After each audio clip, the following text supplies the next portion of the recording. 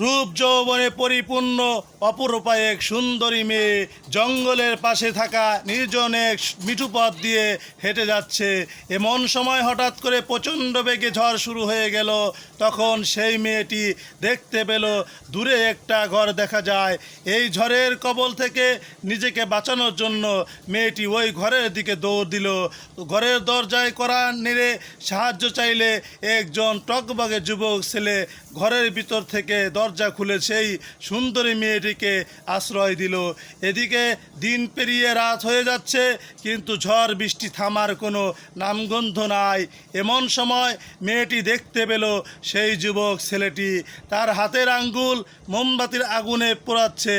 এই দৃশ্য দেখে মেয়েটি প্রচণ্ড পরিমাণে আশ্চর্য হয়ে বলতে লাগলো, হায় হায় সর্বনাশ, এটা কি মানুষ নাকি অন্য কিছু। পরের দিন সেই মেয়েটি বাড়িতে গিয়ে বাবার কাছে সব ঘটনা খুলে বলল, কাল রাতে তার সাথে কি কি ঘটেছে। তখন সেই মেয়েটির পিতা সেই ছেলেটির কাছে এসে জিজ্ঞেস করলো, বাবা, গতকাল রাতে মোমবাতির আগুনে তোমার হাতের আঙ্গুল পুড়িয়েছ কেন? তখন সেই ছেলেটি বলতে লাগলো, চাচা, প্রচণ্ড ঝড়ের রাতে আমার এই নির্জন ঘরের মধ্যে আপনার সুন্দরী মেয়েটাকে দেখে আমার মনের মধ্যে কুপ্রবৃত্তি চলে আসলো।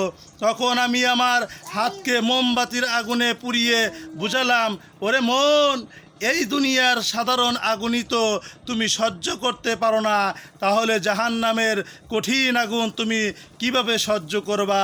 ছেলেটির এই সততা দেখে লোকটি বলল, বাবা, একটা রাত তুমি ধৈর্য ধারণ করেছো, তার বিনিময়ে আল্লাহ রব্বুল আলামিন সারা জীবনের জন্য আমার এই সুন্দরী মেয়েটাকে তোমার করে দিল।